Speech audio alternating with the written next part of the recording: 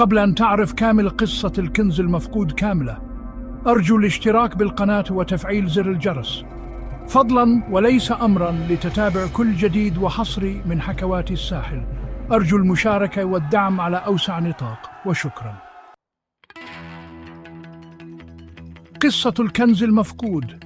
كان في زمان بعيد، في إحدى القرى النائية، شاب اسمه سامر. سامر كان شاباً طموحاً، محباً للمغامرة والاستكشاف، وكان دائماً يحلم أن يكتشف شيئاً كبيراً، شيئاً يغير حياته للأبد. كان يحب سماع القصص عن الكنوز المخفية والآثار القديمة، وكان دائماً يتخيل نفسه هو البطل الذي يجد الكنز.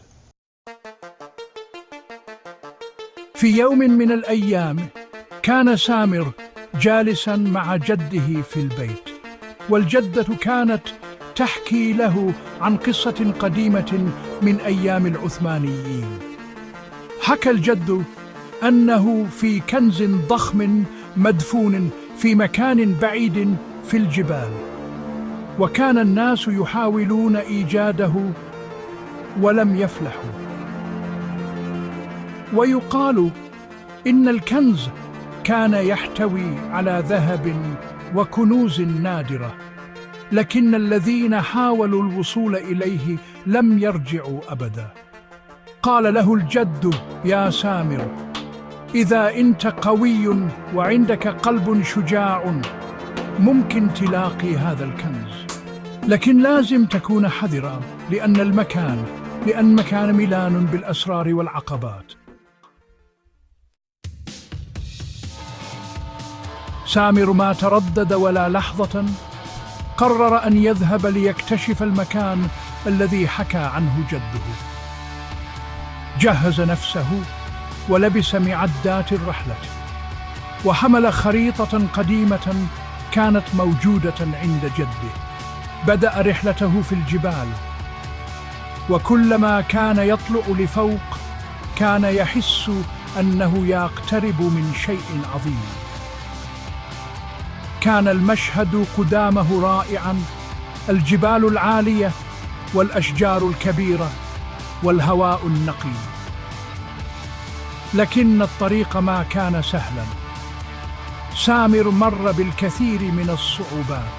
أولاً، تعرض لحادث صغير، حيث كان يمر بين الصخور، وفجأة انزلقت قدمه وسقط، لكن بفضل عزيمته قام وكمل طريقه. بعدين مر بمكان ملان شجيرات كثيفة، وكان لازم يتعامل مع التحديات التي تواجهه.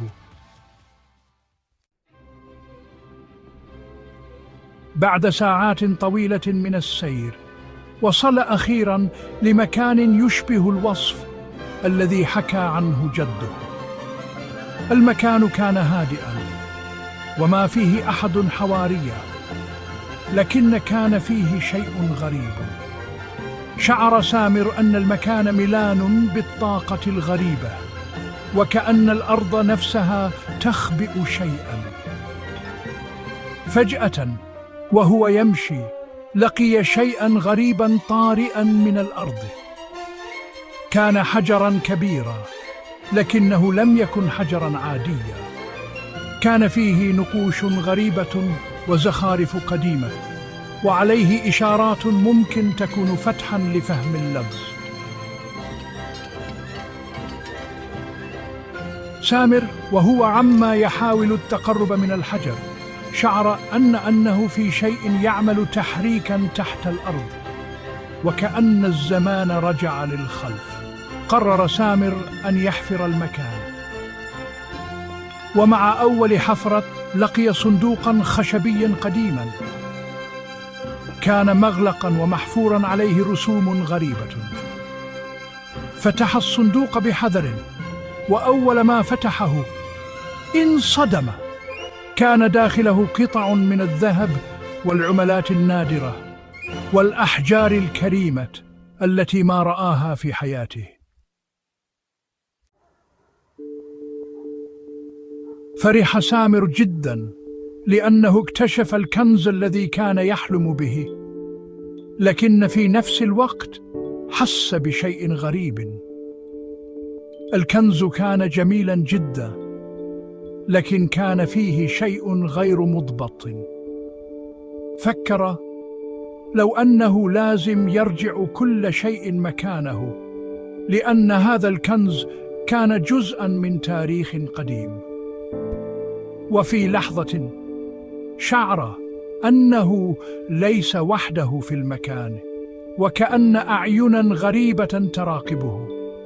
أخذ سامر الذهب وحمل الصندوق ورجع للقرية، لكن لما رجع صار يحس أن الكنز عما يغير حياته. من يوم ما لقي الكنز صار فيه مشاعر غريبة داخل قلبه، وصار فيه نوع من الغموض والقلق، والناس صاروا يسألون عنه كثيرا، وكل واحد منهم كان يدعي أنه يرغب في جزء من الكنز. لكن سامر اكتشف أنه ما كان الكنز الحقيقي هو الذهب، بل مغامرة نفسها، والرحلة التي مر فيها، والدرس الذي تعلمه، أن الحلم يمكن أن يكون أكبر من أي شيء مادي. وفي النهاية صار سامر بطل الحكاية، والجميع يحكون عن مغامرته والكنز المفقود الذي اكتشفه. النهاية